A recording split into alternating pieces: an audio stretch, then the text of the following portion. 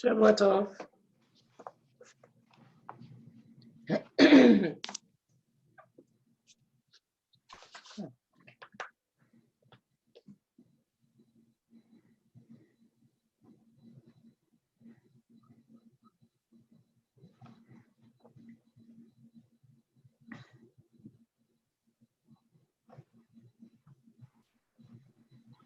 Shavua Tov, everyone. שבוע טוב. Hear me? Okay, good. My internet's not working so well, so if I get kicked off, we'll figure something out. Don't give up on me. So I don't know if everyone is aware of the plan, but we don't have anyone to teach Daf Yomi on Yom Kippur on Monday, because I can't do it and Dov can't do it. So David made a plan, which I thought was a good plan, to get ahead and catch up and do that Yom Kippur's Daf before Yom Kippur. Does anyone know about this plan? I'm getting blank stares here. Well, so the reason it matters is because he said yesterday on Friday he learned a lot of Daf Mem Chet, but it sounds like no one was there. We should probably do it again. So we should do the regular Daf, everyone thinks? We got to vote before we hear David. Now we can hear David. David, apparently no one on this call learned today's Daf. Except for you. And me. I'll take it. So I think I'm going to go over it. We still want to try to get ahead because we really, really want to do Yom Kippur Daf. So here, let me do the following. Can I? Let me hold on just a second because I have a summary. I do a summary of every daf. So let me put the summary on the screen.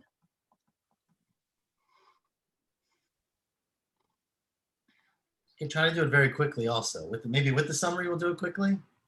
Yeah, that's what I'm suggesting. Okay, perfect. Okay, hold on just a second. So we're going to try to do maybe 1.5 tonight and 1.5 tomorrow, even though one of them is going to be Chazar. We'll see. It's not so hard. Oh, a second. Hold on. I'm going to take the claim host. 1 second. I don't know who the host is. Oh, David Schwartz. Host. What daf we on? We're doing Memchet. Yeah, we're gonna quickly do Memchet and do some of Memtet. Oh wow. All right. So where do you want to start? I'll start from the beginning. If no one learned it, I'm happy to do it with them. And then all right. So we're starting at the beginning of Memchet. So this begins a little bit on Mem Zion. So I'm just trying to figure out where does Memchet start. Fine, right. Barzel. Okay. So 1 second. So we actually already did the 4 Amos. So now the final situation is the final thing. So we're going to return to the discussion of the situation just referenced in our Mishnah, where again there are 3 Chatzeros. No, I'm gonna start before that, David. I'm gonna start up by Reb Chia. Okay. Okay. Go. So we're on the bottom line of Mem Zion. Oh yeah. Here it is. Right. So then the question is, when whether one can draw water from a body of water that straddles the Tchum border. Correct. So you can listen to me, you can look at the summary, and hopefully it'll be the same thing. Says the Gemara, Tani Rabbi Chia. Rabbi Chia taught the following case. Cherem, I'm on the bottom line of Mem Zion Amabet. Cherem shebein tchumei Shabbos tzarich mechitza shel barzel hafsiko. Let's say you have 2 people, 2 villages. There's 4,000 amot between them. So 2,000 amot to the middle, and smack in the middle is a big reservoir of water that you can go gather water from on Shabbos. Now again, it has to be Yom Tif to carry it, or you're standing there and drinking. But either way, says Rabbi Chia, you can't draw water from this reservoir. The reason being that some of it is outside of your tchum. And since some of it's outside of your tchum, you can't take anything out of it. And you need a mechitza shel bar shel hafsiko. You would need a metal mechitza, a real iron mechitza in order to separate between your side of the river, not the river, of the reservoir, and the other side of the reservoir. Rabbi Chanina laughed when he said this. Says, why Tam become a chayich? Why did he laugh at him? I mean, why was he dismissive of this psak of Rabbi Chia? So maybe, if you think about it, remember, we had a machloket yesterday and the day before about whether you have, let's say, water, right, which doesn't have its place of shvita, or what we call hefse hefker. Right, things that are not things that are not owned, right? So where do they belong on Shabbos? So Rabbi Yochanan ben Nuri was of the opinion that those things have their own tchum, right? That they're kona tchum, even though they have no owner. The Chachamim were of the opinion that they have no tchum, basically, except of the person who picks them up. So according to the Chachamim, if you pulled water out of this reservoir on Shabbos, it would have the tchum of whoever picked it out. And so why would it be prohibited? Only according to Rabbi Yochanan ben Nuri, who says that it has its own tchum, and because some of the water is outside your tchum, some of the water is inside your tchum, and of course water mixes, you can't pull water out of even your side because you're causing water to come from the other side. If that's the case, so each lema mishum the tani like Rabbi Yochanan ben Nuri the chumra. Rabbi Chia was saying like Rabbi Yochanan ben Nuri that's more chamor, and therefore you can't take out the water unless you put a hefsek. The Iu is like Rabbanan Lekula, and he holds like the Rabbanan that if you're more makel, you can take out water. So that's fine, you can argue, but you don't laugh at people you argue with, right? Because I'm makel, I should laugh at anyone who's machmir. That's not, no one, it's not appropriate behavior. Ela mishum, it must be because there's a whole nother issue here, which is Titania, we learned in a Braita, we've quoted this before as well, that let's say you have rushing water, right? You have a stream. So then, of course, what's the tchum of the water in that stream? Can you take water from the stream on Shabbos or Yom Tov? So we said earlier, says the Braita, Naharot HaMoshchim, if it's a flowing river, or Mayanot HaNovim, or a flowing, a bubbling spring, Harein Kiraglei Kol Adam, then the water in that spring is like whoever takes it out, meaning it doesn't have its own tchum, it has the tchum of the user. And so why can't you take water out of this reservoir? It's like a stream. And so when you take it out, it should get your tchum. Says, but that's not a reason to laugh because Dilma, the mechunasim, maybe it's talking about still water, right? It's not running water. And when it's running water, it doesn't acquire a tchum, but if it's still, maybe it does. Ella, the reason he laughed at him is mishum diktani tzarech mechitza shel barza lafsiko. Is because he said you need a mechitza shel barza. And the reason he laughed about that is, of course, usually, like for Sukkot coming up, and of course for Eruv, you just put up sort of symbolic mechitzot, not symbolic, mechitzot that serve a function but don't cause a full permanent separation, right? Like reeds. So Maishna kanim delo, why would Rabbi Chia say you can't make a mechitza of reeds, which would be much more normal, right, in a river? Why would he say you have to have a metal mechitza? The reason he said you can't do reeds is to aili b'umaya, because the water will pass through the reeds. So the fact that you put a mechitza there between your tchum and the next tchum doesn't stop the water from going. So the reason he laughed is because his question was, so how are you solving the problem? By making a metal mechitza. Shel barzel nami, aila b'umaya.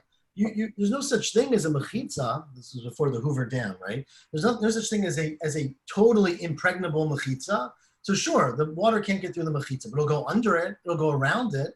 You're never going to stop the water from one side of the stream, of the reservoir, from going to the other side. You're just making yourself feel better by making it out of metal. And that's why he laughed at him. He says, well, you might have missed the whole point. Dilma, what Reb Chia was saying was you need to have an impregnable mechitza. And since you can't have that prior to modern engineering, you can't take water out of it. Maybe he was saying, tzarich, you need to do that, but ein lo takana, there's no way to do it, kamar. So Reb Chia was not saying, you thought he said make a mechitza shel barzel. He was saying you need a impregnable mechitza, and since that's hard to do in those days, right? And therefore, won't work at all. So maybe it's still not something to laugh at. Ella, the reason he laughed at him, or didn't, he smiled, is misham, because it's a well-known kula kalhu shekilu chachamim b'mayim, and in fact there is a special kula of water kidi Rabbi Tabla. The Bamine Reb Tabla Mirav, Reb Tabla asked Rav, which again we've had this before. Mechitza tluya ma'ush tatir b'churva. Let's say you have a mechitza tluya that doesn't get down to the ground. Is that matir? The case there was a churva of a building that was destroyed, but the real case would be anywhere. Can it work as a mechitza? And Amar Lein, he said to him, "Ein mechitza tluya materet ela b'mayim," and that's what we're quoting it for. That part, that it's a kal hu shekilu chachamim b'mayim. There's a special kula of the chachamim made by mayim that you're allowed to use a mechitza tluya, and since you're allowed to use a mechitza tluya, Rashi understands, therefore you don't need a permanent separation between the two sides. You could use a virtual, not quite virtual, right? A rabbinic separation between the two sides, including a mechitza of kanim, and that's why he said to Reb Chia, you don't need this, metal barrier. Okay, continue the Mishnah. Can't you just say lo mitkaven? You know, you didn't intend for the other water to move and stuff. You're just doing what you're doing. So, well, first of all, maybe it's psikresha, right? Because it's definitely going to do it. But I think the bigger concern we really have is that well, it's not so clear, but maybe you're causing something to move out of its tone. Yeah, so I'll say psikresha. Anyways, continue the Mishnah. If you recall, the Mishnah said, that if you're outside of your tchum, right? You fall asleep. You wake up in the morning. You didn't have any intention. Right? You were unconscious when Shabbos started. So says Rabbi Yochanan ben Nuri, it doesn't matter. You get a tchum 2,000 amot from where you fell asleep. Say the Chachamim, you get 4 amot in every direction, right? So going back to our Mishnah on Memhei, the Chachamim said, Eino ela arba amot. Rabbi Eliezer said, V'hu be'emtza'an, meaning you're in the middle, implying you get 2 amot in each direction. And Rabbi Yehuda said, you get 4 amot le'ezeh derech shir tzeh, in any direction you want. Asked the Gemara, that seems to be the Chachamim. Rabbi Yehuda hanu Tanakama, you get 4 amot. Amar Rava, no, you misunderstood it, because the Tanakama said you get 4 in every direction. That means shmona al shmona. You get 8 by 8, right? Because you get 4 from wherever you are. Rabbi Yehuda said you can get 4 in any one direction, right? So shmona al shmona ikebenayu, tayin amihachi, and in fact, we have a Braita which says it very clearly, that again, if you fall asleep and you didn't make an eruv for a tchum, a makam shvita, a place where you're staying before Shabbos, then what happens? So it says the Braita Yeshlo Shmona al Shmona Devar Rabbi Meir, which is the Tanakama. You get 8 by 8, meaning 4 in each direction. Rabbi Amr, and that's clear. And then the argument in the Mishnah is whether you get only 2 by 2, which is Rabbi Shimon, or you get 4 in one direction, which is Rabbi Yehuda. The Amr Rava, now Rava pointed out, Machloket lahalech. The whole argument is whether you can walk, 8 amot, or 4 amot, or 2 amot. Aval taltel divrei kol arba amot in tefelo. According to everybody carrying, you only get 4 amot. You don't get more. It's not clear why he needs to say that. Either way, Hani arba amot hechaktiv. And ask the Gemara, which you've probably been wondering since we started learning Daf Yomi, where the heck do we get this 4 amot? We say you have personal space of 4 amot. What's that based on? Kedetanya. In fact, there's a Braita which says it comes from the pasuk, which says, right? Moshe says to them, I'll read the pasuk. Ru'u, what Hashem natan lechem Shabbat. We're talking about man, right? He says, Al Kain, I'm reading the pasuk here in Shemot. Hu noten lechem bayom hashishi lechem yomayim. Shvu ish tachtav al yitzei ish mimkomo b'yom Shabbat. It says, don't leave your place on Shabbat. But the words right before that are shvu ish tachtav. Stay where you are, underneath yourself. What does underneath yourself mean? It means you have a person's length, right? And says the Braita, Shvu ish tachtav ki tachtav. You can stay in the area that's like underneath you. Kama tachtav, how much space does a person take up? How big does your bed need to be? Right? So gufo shalosh amot. Your body takes up 3 amot, which, whatever, I'll get there in a second. The amma kedei lifshot yadav raglav, and you need 1 amma so you can spread out your feet and your arms, right? So you don't have to be crunched up. You're laid down, and a person is 3 ammot long, and 1 extra amma on either direction. Different Rabbi Meir. Rabbi Yehuda, not 1 extra amma, 1 space, which ends up being 1 amma, half an amma in each direction. Rabbi Yehuda Omer gufo shalosh ammot. No, you have your body, which is 3 ammot. The amman, the 4th amma is kedei she'ito chayfetz mitachat margalotav aminiach tachat meroshotav. And so that you can reach, it says you can stay in that spot, meaning you don't lay on your cucumber, right, on your food. So you can lay down, you can pick up something that's underneath your feet and put it above your head, which gives you an extra few tfachim in each direction and equals 4 amot. My benayu, what's the difference? Arba amot with sum samot. The question is, how exact is it? According to Rabbi Yehuda, it's a smaller shear because you really just need to have something below you to move above your head. According to Rabbi Meir, it's a little bit more generous because when you're reaching out, you spread up, you get a little bit more space. So although they're very similar, the shear of Rabbi Meir is a little bit bigger. Now, you could do the math in your head. 3 amot height, of course, depends on whose height, right? So we're talking about 3 amot, which is a standard height, which we're about to ask that question. Tosfos points out, of course, Rashi says here too, that 3 amot is without your head, right? So the body of a person, meaning up to your head, is considered 3 amot, and he discusses this in the context of mikvah, because if you recall, we had this recently, right? That a mikvah has to be an amma by an amma and 3 amot tall. That's 40 sa. right? We did the whole calculation earlier in the Masechah. So Tosas is bothered, of course, right? If your head's not part of the 3 amot, then how can a mikvah be kosher if it's 1 by 1 by 3? So Tosas makes the obvious point that when you get in the mikvah, the water goes up, right? So the water is 3 amot high, but if you get in the water, you displace it until it can cover your head. But either way, that's the shear of a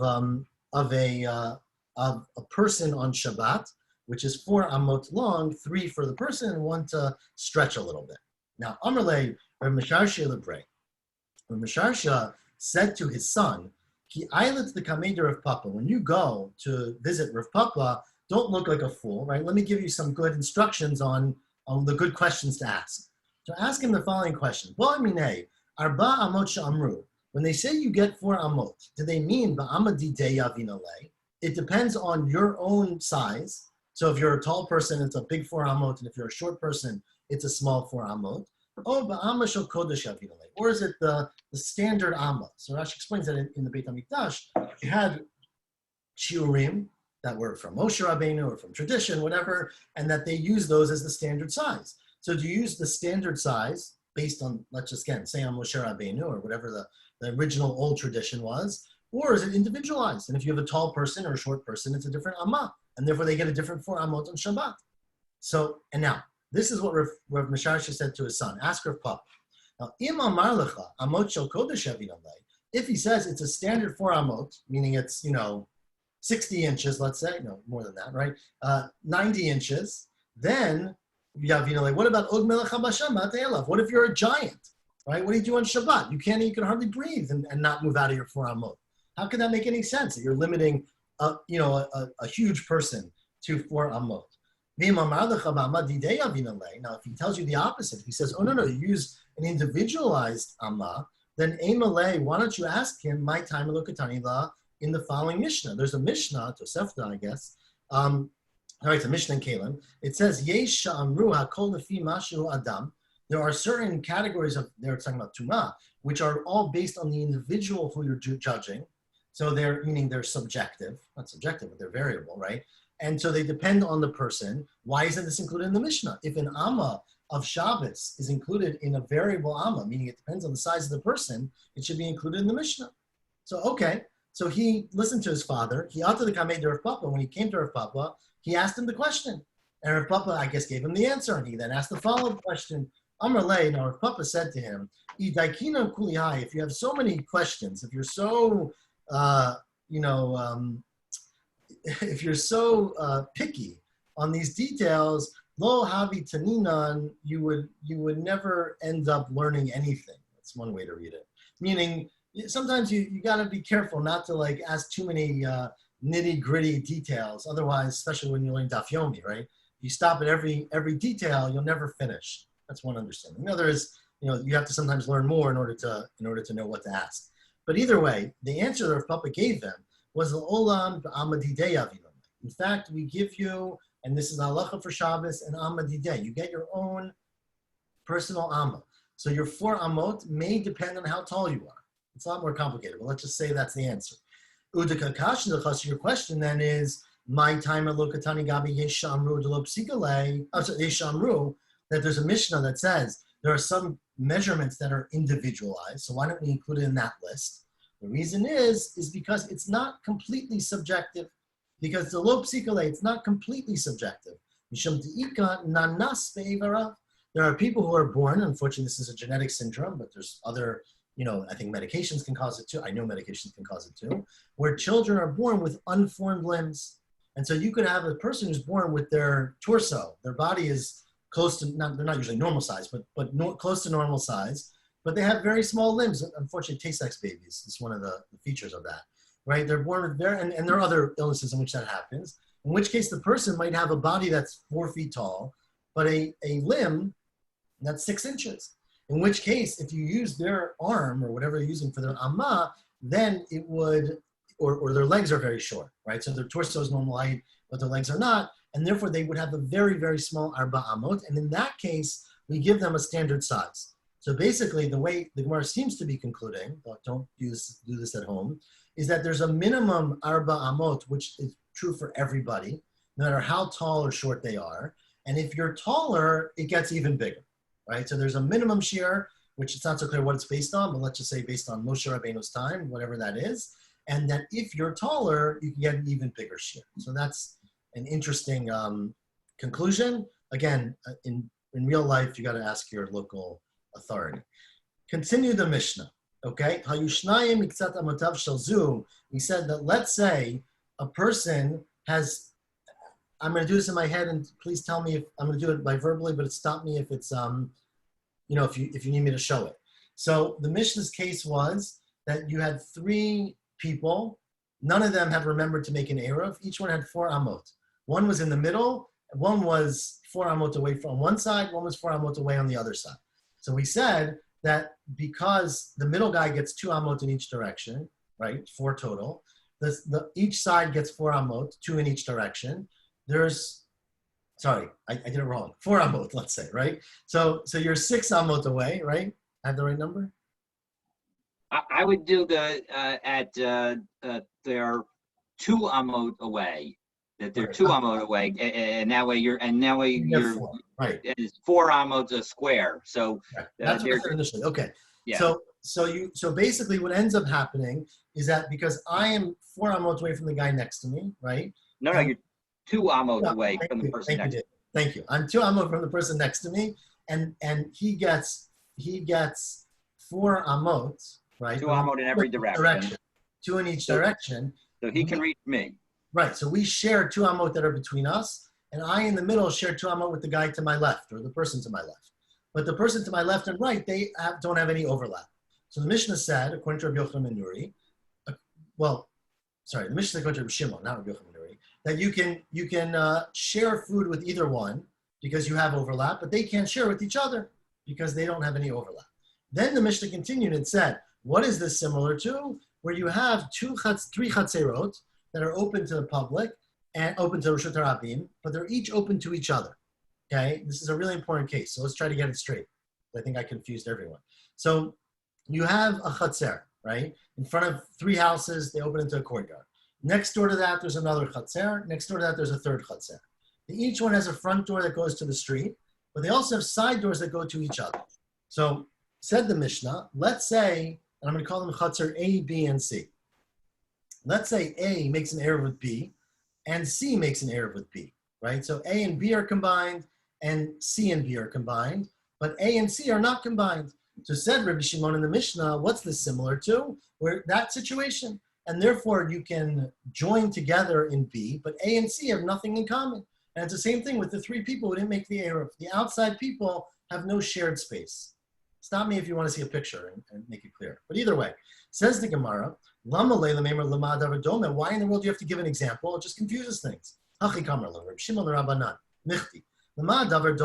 is this case similar to? The shalosh chatzerot haptuchot zulazu, when you have 3 courtyards, A, B, and C, that all open into each other, and they're ptuchot l'reshut rabim, and therefore, in general, you can't, you have to be worried about carrying. So,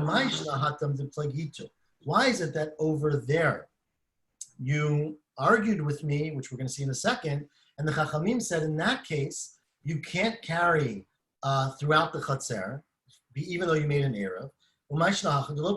Here you don't argue with me. Here you say that the person in the middle can share food with people on either side. Why don't you say the same thing about the Chatzer? That the people in the middle of Chatzer can share with either side. And we're going to see later today that they disagree with that. And the answer is because Hatam Avshi Diurim, Hachala Avshi Diurim. There's a lot of people. There are many Diurim. You're talking about a Chatzer, many people live in each house. They're all coming out. They're going to get very confused. They're going to think, oh, if we're sharing space with the middle, we can share with each other. And here, it's just 3 people, and they're just sharing a little food. And therefore, since it's not a lot of people, they didn't need to make a takana to prohibit it. Now, okay, continued the Mishnah, the Shtayim HaChitzonot, and so now, let's get to the case in the Mishnah. I'm going to show a picture, because I feel like it's not so clear. Even though no one told me this.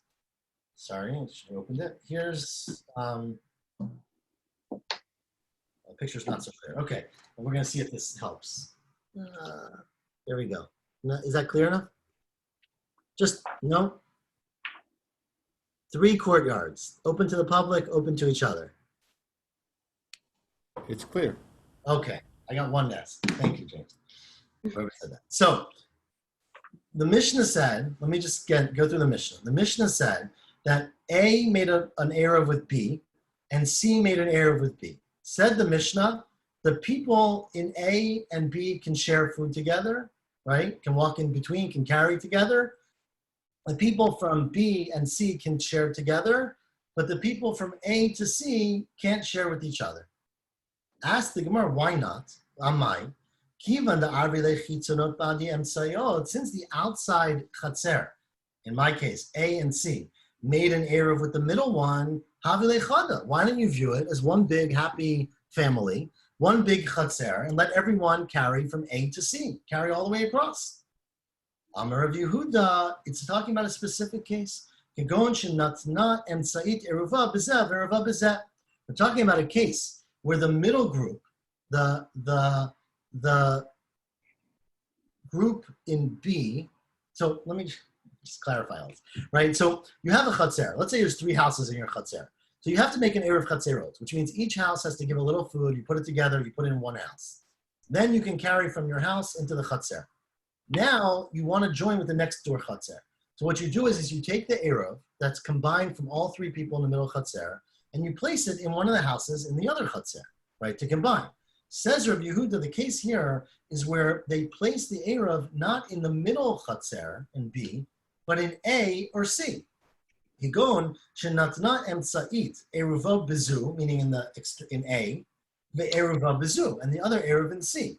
Okay, so the case in our Mishnah has to be, says Rav Yehuda, where A and B made an eruv, but the physical eruv was placed in A, and B and C made an eruv, and the physical eruv was placed in C, and therefore, basically, the people in A and C have no combination because they cannot join together in B. B is joined to A, B is joined to C, but A and C have nothing together. And that's why you can't carry from A to C. But, let me give you the but, if you had put the Eruv in the middle, in B, right, in the central area, then they would all be as if they're sort of living in B. And since everyone's living in the same place, they wouldn't be allowed to carry from A to C. That's Rav Yehuda's opinion. And it seems like from Rav Yehuda, even if only one of the 2 Eruvim were in the middle. From his wording, I don't know. I agree. I agree. It seems a little bit from the wording. Let's finish the Gemara and you'll see. I don't think that's the case, but it's true. From the wording's not so clear.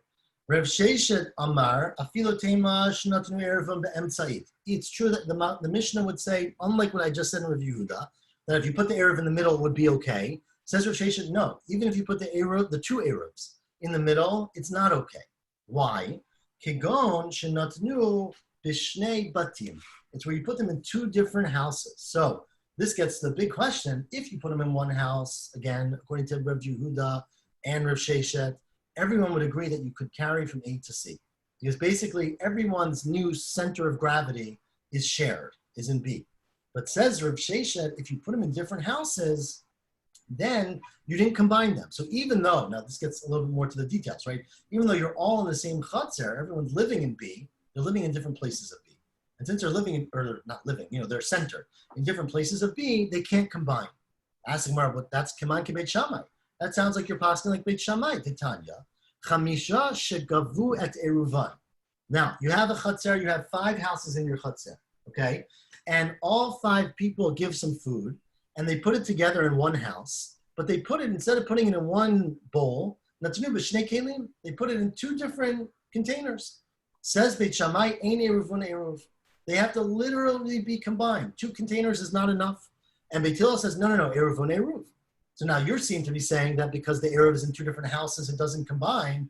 That seems to be what Beit Shammai was saying. He's going, no. Feel tema Beit Hillel. It can even be according to Beit Hillel. Beit Hillel said that it's okay if it's in 2 kelim because they're in one house. But if you have 2 eruvs in 2 different houses, they do not combine. And since they don't combine, you can't say that the people share the same living space, and therefore the people in A cannot share with people in C because their eruvs are distinct. Now, Amr le Ravacha Breg Rav Avi le Ravashi. Ravacha Breg Rav Avi said to his teacher Ravashi, none of this makes sense to me. Rav Yehuda Kasha or Rav Sheshet Kasha. I got problems on both sides. Rav Yehuda Kasha, the Amr Gosh Natur Say Eruva Bezev Eruva Bezeh. right? Rabbi Yehuda said that the reason you can't carry is because you put an Eruv in each extreme. A and B made an Eruv and put it in A. B and C made an Eruv and put it in C. Asked Rav Acha, Kiva de Erva emsa'it b'hadi chitzona havide chada. I don't get it. When A and B made their Eruv, right? And then they put together, they said, we're going to get together. We're going to join our chatzerot. So we'll put the Eruv in A. But that makes them one unit. Now AB is A, you could call it. Don't do that because it'll be confusing. But it's one unit, right? And then when you then go, when they then go and make an Eruv between the people in B and the people in C, but they're already combined with A. So B is not B anymore, it's AB. So shlichut avda, they're just doing shlichut for the others. Why is that not work? And according to Rav Sheshet Kasha, who said that it's okay if they put it in the middle, it doesn't work, right? Because it's in different houses, and therefore it can't combine. Asked Rav Avya, if it's in different houses and it didn't combine, then why don't we view it, this is a great question, why don't we view it like everybody lives in the same chatzer, right? All the people live, let's say, in one big chatzer, but they can't all share with each other. And when you have that situation, it's like you have 5 people living in one chatzer, and 4 of them make an Eruv, and 1 of them doesn't make an Eruv, right? Let's say everyone in the building contributes to the Eruv except for 1 person. So what happens then? Nobody can carry, right? It's like 5 people who live in one chatzer. One of them doesn't contribute to the Eruv. The Asriya Hadadi prohibits everybody from using the chatzer. So why don't you say the same thing? It's a beautiful question. You're telling me that they all sit together and be in the middle, but they can't share with each other. They can't share with each other, then automatically you basically have people who are living together, but can't carry to each other, in which case they should answer everything.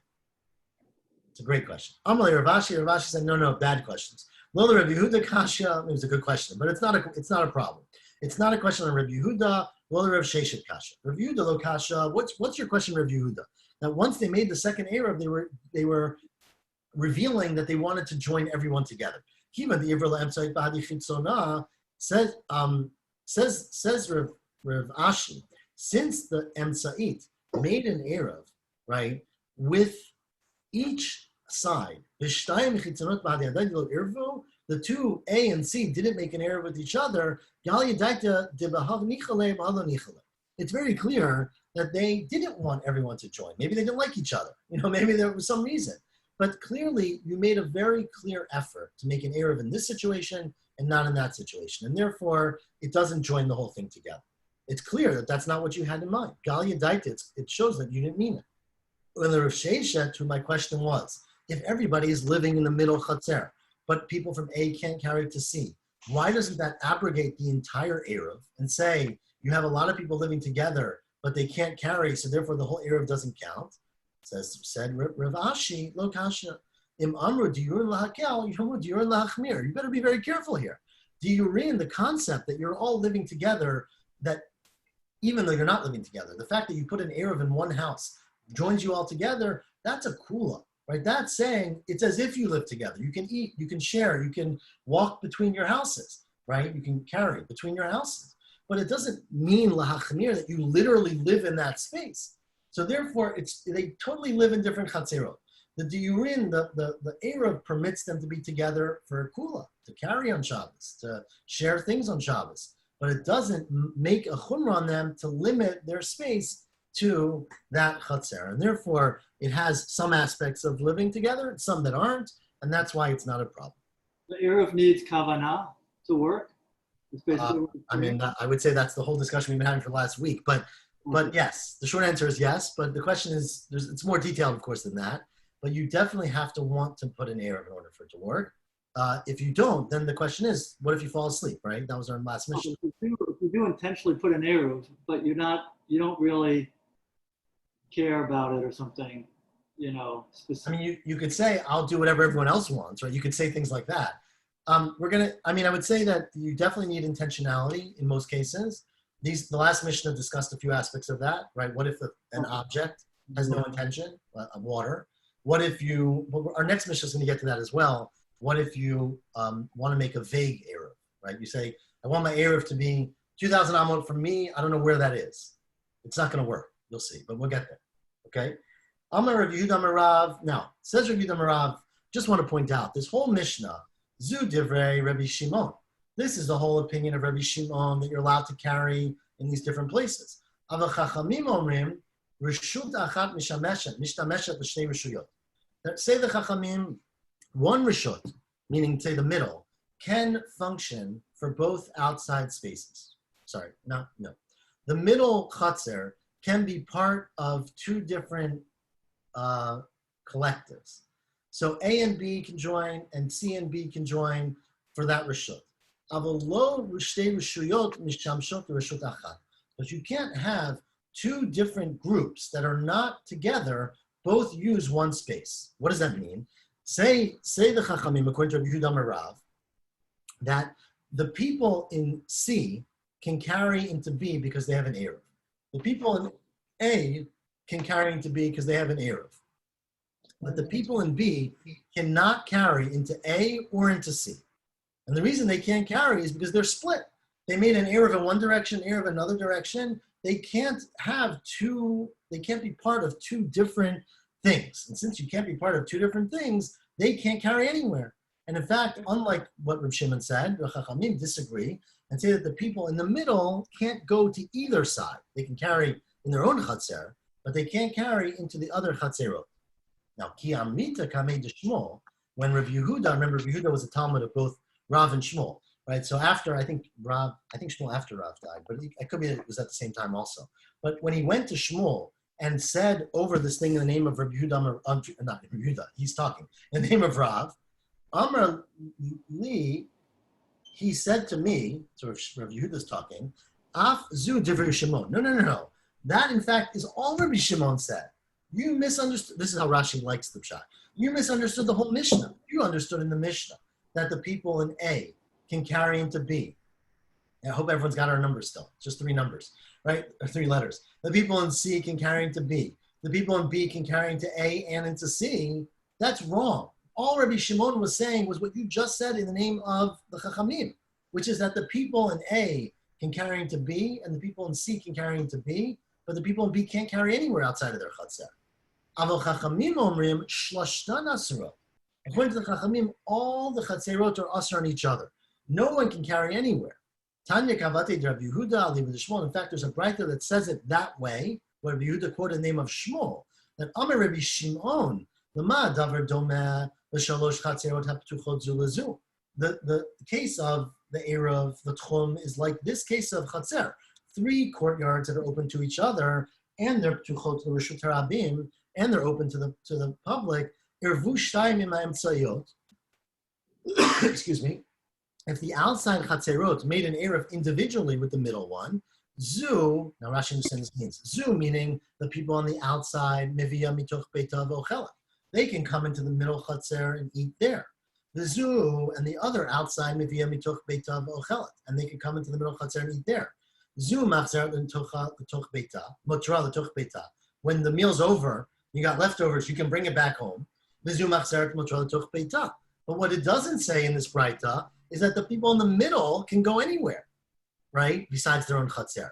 And so all that you were permitted, this is, again, Rashi, one interpretation of Rashi, is that all, and Rashi likes this one, all Rabbi Shimon was permitting you to do was to carry from the outside Chatzerot into the middle one. But the middle one cannot carry anywhere. And that's because of what he said earlier, is that you can't have one Reshut that goes in 2 directions. It has to be one or the other. It can't be both. Aval Chachamim omrim shlashtan asurot. But the Chachamim go even further, and they say that all 3 are asur. And as we asked in earlier today's daf, why would all 3 be asur if by tchum you let me eat with the person who's only 2 amot away from me? And as we said earlier today, it's because there are many people living in the Chatzer. And so we're worried that although really technically we would let you do it, if we did, so many people are walking through and they'll see it, they'll make mistakes. And so we didn't permit it. Continues the Gemara. We're going to keep going, and hopefully tomorrow morning people will forgive us. Azda Shmuel Litame. This opinion of Shmuel, right, that he's machmir, is actually something he quoted elsewhere. The Amar Shmuel said a fascinating halacha, which gets to the next level, right? So let me just give a quick review, right? People live in houses, batim. if you have 3 or 5 batim opening into a courtyard, nobody can carry from their house into that courtyard because the courtyard is shared among everybody unless they make an Eruv. That's called an Eruv Chatzerot, okay? So if they make an Eruv, then basically each person takes some bread, as we said earlier, puts it into a combined bowl. According to Beit Shammai, it's got to be one bowl. Beit Hillel seems to think you could have a few bowls. And they put it in one house, and that house becomes the common space, but the whole space now, the whole Chatzer, becomes common space, and you can carry from any house into the Chatzer. Let's say you have 3 Chatzerot, 2 Chatzerot, and they open into a Mavoi, right? Remember the Mavoi is the alley. Then nobody can carry from the Chatzer into the Mavoi. And that's because the Chatzer is shared space. I'm sorry, is private space, take it back. For people in the Chatzer, the Mavoi is shared space. You can't carry from the Chatzer into the Mavoi. What can you do? You can do the same thing. You can take some bread from the Chatzer, Chatzer A, and Chatzer B, put it together in one of the Chatzerot, and make it a combined space, which is called Shituf Mivaot, right? L'shtatef. You're combining the Mavoi. Okay. So now, says Shmuel the following case. Let's say you have a Chatzer, and it's sitting between Shtei Mivaot. You have 2 alleyways coming out of your Chatzer, one on the right and one on the left, right? So the question is, now, we don't care about you so much. We care about the people outside, right? So outside the alleyway on the right, there's another Chatzer. And outside the alleyway on the left, there's another Chatzer. And the question is, can those people carry into the Mavoi, or do you, living in your center Chatzer, prohibit the Mavoi from those people? So you can see it's a very similar case to what we said in the Mishnah. Says Shmuel, Chatzer shebein shtei Mivaot, Eruvin shneim, if you make an Eruv with both sides, meaning you make an Eruv with the Chatzer, again, we'll use the same terminology, right? Chatzer A, B, and C. But unlike our Mishnah, now there's a Mavoi between each Chatzer. In our Mishnah, there was no Mavoi. So let's say Chatzer B makes an Eruv with Chatzer A and with Chatzer C. Says Shmuel, Asura im shneim. The people in Chatzer B cannot carry into either Mavoi, right? And this is exactly what Shmuel said was the opinion of Rabbi Shimon, that the people in the middle can't carry anywhere. The people on the outside can actually walk into the Mavoi, but the people in the middle can't go anywhere. And Rashi asks, of course, how do you know that he's passing like Rabbi Shimon? Maybe Shmuel's saying this because he holds like the Chachamim. And Rashi gives you a reminder of our daf last week that we said, halacha k'divrei ha-mekil be'erev. And so it would make sense that Shmuel's paskening, he's always going to go according to the one who's more mekil, which is Rabbi Shimon. And since Shmuel prohibited this, he must hold that Rabbi Shimon would prohibit this. And therefore that explained, that's Shmuel l'tameh. That's what Shmuel was saying in explaining our mission. Continues the main Rav Shmuel, lo irva im shneim. Now let's say the people in the middle, in the Chatzer in the middle, Chatzer B again, don't make an Eruv with either Chatzer on the side. So the Mavoi now has no shared space, then oseret al shneim. Then of course, neither one of the people in the other Chatzer can go into the Mavoi, can carry into the Mavoi, because they didn't make an Eruv, and therefore it asers it on both other Mivaot, right? If you made an Eruv, then the people in the outside Mavoi, outside Chatzer, can carry into the Mavoi. But if you didn't, then no, they can't carry at all, because it's like 2 houses where you didn't make an Eruv between them. Continues the case. Let's say, here's where it gets into an interesting case. Let's say you almost always use one entryway and not the other one, right? So haita regila, haita be'echad regila, be'echad ena regila.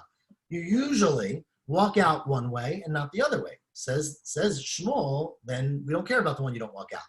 If you don't usually walk out there, it's not considered your shared space. And so the people who live on that Mavoi can carry into it because they don't have to worry about you. Haita be'echad regila, be'echad ena regila, zesha regila bo asur. You would prohibit the one that usually walk out, because again, you use this Mavoi. Another Chatzer uses the Mavoi. If you want to use it together, you got to make a shituf. But Zushein or Regilaba, the one that you don't usually walk out of, mutar. That one you actually can go, and not you, but the people who live there can use the Mavoi. Amarabba Barafuna, Irva im she'ena Regilabo. Now let's say you make an Eruv with the people whose Mavoi you don't usually use, right? So now you could then share that Mavoi with those people. But what about the one you now didn't make an Eruv? So again, is this case clear? You usually walk out of your Chatzer to the right. usually. The people who live in that mavoy on the right, you share with another chatzer, okay? You didn't make an eruv with them. So presumably they can't walk into the mavoy on Shabbat because they share it with you, right? And you didn't make an eruv. But you did make an eruv with the chatzer, with the mavoy, with the chatzer beyond the mavoy on the left. I got confused, right? And since you did that, says Rabba Barafuna, that is koveya, that even though you don't usually walk into that mavoy, for this Shabbos you want to use it. And therefore you get rid of your part of the other mavoy. And so that helps the people on the other side. So it says Rabba Barafuna, Eruvin she'eno regilabo, if you make an eruv with the mavoy that you don't usually use, then that's on the left, hutar regila la'atzmo, then the mavoy on the right is mutar for the people who live off that mavoy, because your chatzer no longer intrudes on that. Amar Rabba Barafuna, Amar Shmuel, a great case. Let's say you're Erev, Ragil La'atzmo. Let's say you make an eruv in your own chatzer. So not with another chatzer, but the 5 houses in your chatzer make an eruv together. Vizush with the mavoy that you usually go into, the chatzer there makes an eruv by itself. I'll clarify here. You have chatzer A, B, and C. You usually walk from B into the mavoy that's between A and B, okay? So therefore, the people in A should not be allowed to carry into that mavoy because they didn't make an eruv with you in B. There's another mavoy on your other side between B and C that you don't use so much. This Shabbos, the people in Chatzer A got their act together and they made an eruv, so they can carry within Chatzer A. The people in Chatzer B did not get their act together and they didn't make an eruv, so they can't carry anywhere. Says Rabba Baravuna Rabba Baravuna Amar Shmuel in Erev Ragil La'atzmo, the Chatzer that's on the side that you usually walk to made its own eruv. The Chatzer on the other side of you, C, didn't make an eruv. The Hi Atzmo Lo Irva, and you didn't make your own eruv. Then you say that for this Shabbat, your entryway is the one that you usually don't use, because by doing that, you allow the people in A to use the mavoi, right? They made an eruv, so they can carry from their houses into their Chatzer. As long as they don't share the mavoi with B, they can walk into the mavoi. Since you can't carry anyways, because you can't even carry from your house, you didn't make an eruv for your Chatzer, let's take you away from that mavoi and assign you the mavoi that's less common. And that's called kofina midat stom. That's called forcing a person to go out of their way when it's no loss for them, right? Remember, midat stom was zen nenev zelo chaser, right? One person gains, someone else doesn't lose anything. The midat stom is, I don't care, I don't want you to gain, right? That's what's happening here. Because since you didn't make an eruv, you can't walk out of your house anyways. So of course you can't walk to the mavoi. So let's assign you to another mavoi, which you couldn't walk to anyways, right? And let the people in Chatzer A walk into the mavoi, even though usually you walk into that one. Amr, 5 more minutes, okay? We'll be able to get to the Mishnah. Maybe 8 more minutes. Yes, your question? We're good? It's all very clear, I can tell. Amr, why do you have to be assigned to a second mavui? Why can't they just take away both the mavuis from you, since you can't even access to your chatzer? You got to have a way to get out of your chatzer, right? So you have to have a way. But you don't have an eruv. You can't even go to the chatzer. It's true. No, 1 second. But even if you can't carry there, right? So still you can walk, first of all. But second of all, we have to view. There has to be you have to be something to rely on. We're saying you can rely on a less common route, but you have to have some route out of your house. Okay. Continues the Gemara. Amar Yehuda Amar Shmuel hamakbid al eruvo. Now let's say you go around your courtyard, you're collecting for the eruv, and you say everyone give a piece of bread. I give a piece of bread, but it's my wife's famous, excellent raisin challah from Rosh Hashanah, and I say no one else can eat that. I'll put it in your house, but I'm coming tomorrow to get it. So you're makbid al eruvo, then eruvo eruv, then it doesn't count because mashmo eruv shmo. Eruv means you combine it. It has to be where you give it up and you share and you say whatever people take, they can take. You can't be makbid. You can't hold back any ownership on your eruv. And Bichanina says, no. Eruvo eruv. It counts. El shenikra me'anshe vardina. They'll call you, a really stingy guy. I don't know what anshe vardina is. I guess, Rashi says it's a place where they're very stingy. But some place where people are very midat stom maybe. Amar Yehuda Amar Shmuel choleket eruvo. If you split up your eruv, so you put it not in one container, but you put it in 2 different containers. Remember, again, you collected bread from 5 households, you bring it into your house and you put it into 2 different containers, it doesn't count. Ein eruv, It doesn't count because it's not mixed together. Says Gemara, that sounds like Beit Shammai. Come on, Beit Shammai. The Tanya, as we quoted earlier today, Chamisha shegavu et Eruvin. 5 houses that give an Eruv together. V'natnu b'shnei kelim. You put it in 2 boxes, right? 2 bowls. Beit Shammai omrim ein ze Eruv. And Beit Hillel says it is an Eruv. So why are you posking like Beit Shammai? It's more, no. I feel tema Beit Hillel. Adkan lokame Beit Hillel hatam. That it's an Eruv el demal yom demana. I'm talking about a case where you filled up the bowl, the ater, and you had extra. So you had to put in a second bowl. But it wasn't done by choice. Avohacha de palge miflag lo. Here, what he's saying is, what Yehuda Mishmol is saying,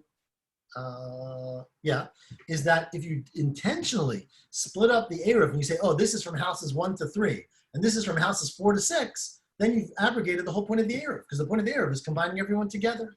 And tarti lamali, so why do you have to say 2 rules of this? That if I want my piece of bread, or if you split it up into 2 sections, and either way it's not an Eruv, tzrichi. If you only said the first one, where I was makbid, that's mishum de kapid. I said very clearly, I don't want anyone eating my piece of bread.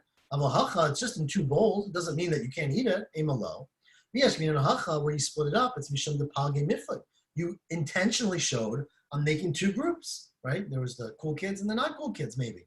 Avohatam emalo, there where you just said it, but you didn't actually split it up. Maybe the fact is it's still together, and Sricha, therefore, Shmuel needed to tell you, Yehuda Shmuel needed to tell you both.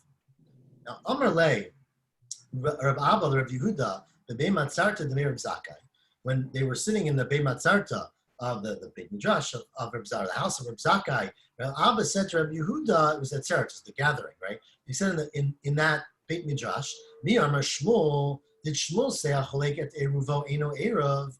Did Shmuel really say that? That if you split up the Eruv into 2 sections, it's not an Eruv. But Amar Shmuel once said that this is also really important halacha, right? Let's say again, there are 5 houses in the courtyard.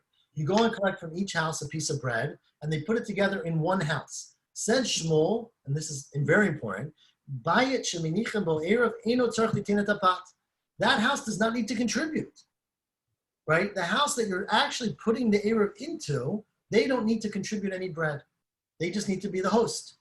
My taima. Because you say, since you put the food in the basket, the bread in the basket, right? So since the person has food in his own bread basket, right? Hacha dami. It says if it's together, meaning 5 people in the courtyard, 4 of them gave bread and we put it together in 1 container. You're putting it in my house. I have bread on my table. So my bread on my table counts as my bread, my contribution, and it's in my house. I don't actually need to put it together with your bread. If that's the case, why don't you say the same thing about 2 different baskets, right? It's all in 1 house. Who cares if it's not together? Amalei, he answered him a very important answer. Hatam afapish ein pat. You got the whole thing wrong. When Shmuel said that the person whose house you're putting it in doesn't need to contribute, it's not because they have bread elsewhere in their house and that's considered a contribution. It's because you don't need to give anything. Even if your house was barren, you had no food whatsoever, you wouldn't need to contribute. Why? My taima, tikulu hacha dairi. The principle of the Eruv is that everybody lives together in 1 space and we share that space. I physically, if it's my house, live in this house. The fact that I live here means I don't have to contribute bread. Only people who don't live here need to contribute bread to show that their food is here and therefore they have a place in this house. And so the whole principle of combining only applies to the people who don't live in the house. And therefore, says Shmuel, that's the next thing, Amar Shmuel, Eruv Mishum Kinyan. The Eruv works because we're making a joint Kinyan. We're acquiring, you're giving something to me, and therefore we're acquiring rights in some, not, again, there's no real, you don't own my house. But for Shabbos, we made an agreement and we made a kinyan. And the reason to give bread is to make the kinyan. In Tomar, so if your question is, so why do you make an Eruv with bread? Why don't you make an Eruv with a dollar, right? With the money. My time, why don't you make an Eruv with money, which is usually what we use for a kinyan? Right? 5 minutes before Shabbos, no one's running around with money. You're running around with your challah, right? So therefore, they made the Eruv of bread because that's what you have. And you don't have money Erev Shabbat. Okay. So hechot the eruv miu likmi. So I agree that it makes sense to talk about bread. But if, let's say, you did it with money, it should work because you made a kinyan. Said they made a gzera. Shema yomur ma'a ikar. People will make a mistake, and the reason they'll make a mistake is that normally you make a kinyan with money. Once they see you doing it once in a while with money, people will think, which is pretty logical, that, oh, you should always use money because this is a kinyan.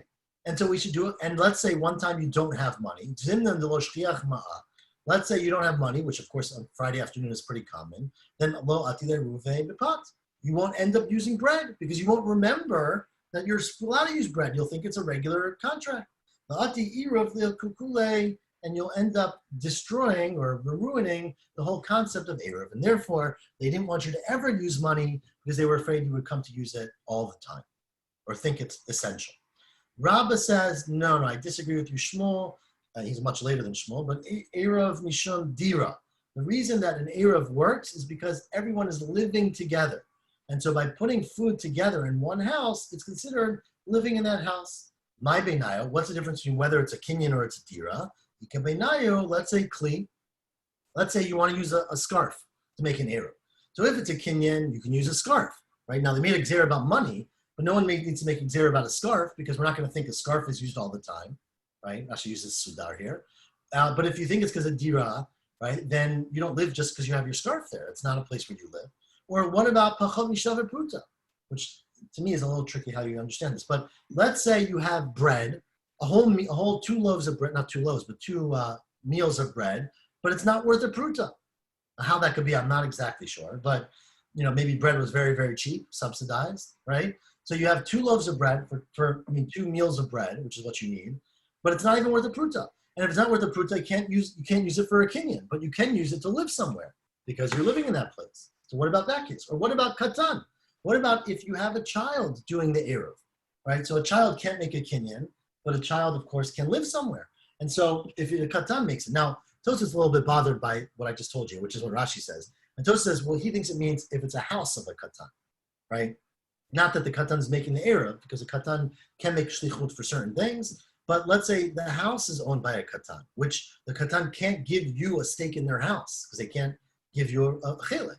And so therefore, if it was a kinyan, it would be a problem. If it was dira, it would not be a problem because you're living there, even though you don't own it. Amarle Abaya the Rabbah. Now Abaya said to Rabbah, I don't really like either of your pshatim. L'didach kasha or l'shmol kasha. What about the following brayta, which we quoted earlier, right? Hatanya, we quoted, Chamisha, sorry, we didn't quote this earlier. Chamisha shagavu et Eruvin, right? When, let's say you have 5 people in a courtyard, and they all collect an eruv and put it together in one house. Says the brayta, let's say they decide they want to join with another chutzner, right? So they take this eruv in a box from one person's house and they move it to another chutzner. Says the Mishnah, the Braita, echad molich likulam. One person can do it on behalf of everybody. Why? How can one person do it for everybody? If it's one person, who niyu to kakani? He's the person who's being koner, or she. Vitulo, who niyu to kadayer? He's the only one who's living in that other place. Vitulo. How could it make sense according to either of you? Amalei said, I don't know what you're talking about. Lili di kasha, lili shmuel kasha. It doesn't matter a question of me or shmuel. Shlichut tikula ka'avid. You're just a messenger, right? When we put our things in one house, whether it's because of kinyan or because of dira, either way, that person then represents everybody. And when he or she moves it to someone else's chatzer, that just reflects what everybody wants to do. Amar Rabba, Amar Chana bar Gorya, Amar Rav, halacha k'Rabbi Shimon. And that is how we paskin like Rabbi Shimon. This is going back to our Mishnah, that you can carry from, well, whatever it means. So you can carry from one place to the other. But according to Shmuel, all that it means is that Rabbi Shimon only permitted you to carry from A to B and from C to B, but the people in B cannot carry to C or A because you can't have one space that belongs to 2 other places. And we'll stop here. Wait a second. Wait. B can't carry to C or A? Where did you get that from? A can't carry to C and C can't carry to A. But if A has an eruv with B and B has an eruv with C, B can carry to C and B can carry to A. So according to Shmuel, Rabbi Shimon disagrees with that and says that you can't have one place that has 2 separate reshuyot. And therefore, because B made an Eruv with A and made an Eruv with C, B can't carry into either one. B can only carry in within B and can't carry into either one. That was how Rashi So that's understood. like the very beginning of today's stuff. Correct. So he's real daf. After Divrei Rabbi Shimon, way Rashi understood. Ah, okay, I missed that. All right, fine. I gotta go over that. And But David, let me just add one thing. Or Jeff, you can add it first if you want. just David doesn't need my help, but the art scroll says the Gemara is not machriya. Which version of Rav Shimon we're talking about? So you're each talking about a different version of Rav Shmuel. Correct. I'm sorry, Rav Shimon. Right. So Right, Shimon in the Mishnah definitely allowed you to go from B to. So Rashi asked that question. So again, let me just clarify. There are two opinions in what the machloka between Rabbi Shimon and the Chachamim is. One, that's what we quoted today. One is what Rabbi Yehuda said in the name of Rav, which is that you can carry from B into A and into C. And the Chachamim, right, then argued and said you can only carry from No, I thought the Chachamim said you can't carry at all. So there were two opinions.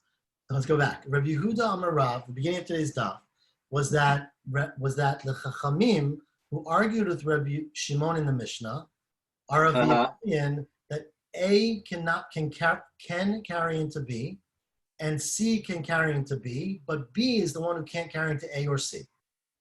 And Rabbi Shimon permits B to carry into A and C. Okay, that's what Rabbi Yehuda said in the name of Rav. Said Rabbi Yehuda then, when I said this in front of Shmuel, Shmuel told me that no, that's the opinion of Rabbi Shimon that I just quoted for the Chachamim, right? But the Chachamim say you can't carry anywhere. But according to this opinion, according to Rabbi Yehuda Amar Shmuel, in the Mishnah, all Rabbi Shimon allows you to do is to carry from A to B if you live in A, and C to B if you live in C, but B cannot carry into A or C. Rashi, like you, is bothered that the words in the Mishnah do not seem to imply that at all. And so Rashi it doesn't imply that. Rashi says that, the way you have to understand it, the Mishnah said the language because the beginning of the Not Mishnah... only does it not imply it, but the analogy doesn't work. I mean, the whole point of the analogy was that B can eat with A and C. And so if he can't take from B to A or B to C, then he's not eating with B and C. No, 1 second. In Chatzar B, he can do whatever he wants. He just can't go out of that. But the whole point of the analogy, right? The analogy is that A can't do anything with C, but B can do whatever it wants with A and can do whatever it wants with C. So the analogy falls apart if you essentially restrict B from doing anything, from carrying at all. Yeah, but B can still eat with A and eat with C because he's in his own 4 amot. No, but he can't carry in his own chutzner. No, he can. No, he can. He can carry in his own. He can carry. Yeah, he can't carry. He can't carry from B to. Correct. He can carry within his own chutzner. Because you can. Okay. He No. can carry within his own chutzner. Either way, Rashi quote the Rashi and the Memtet Amanal, the beginning, the first two Rashis struggle with the language of the Mishnah. He has a whole other pshat which I didn't go into because he doesn't like it, but that's the way Rashi likes the pshat I said. And it's true. The Gemara said halacha is like Rabbi Shimon, but doesn't say whether it's like Rabbi Shimon in the name of Rabbi Yehuda Amar Rav or Rabbi Yehuda Amar Shmuel. We're usually passing like Shmuel, but let's just say that the Gemara doesn't say so clearly. Got it. Tomorrow morning. Thank you for clarifying that. No, it's okay. We'll go over it again. Tomorrow morning at 7:30, God willing, we'll continue with the Mishnah, which is a very exciting Mishnah, and try to learn as much of Yom Kippur's daf as possible, which I think will be possible. Okay. Shavua Tov, everyone. Looking forward. Shavua Tov, Shikuach. Shavua Tov.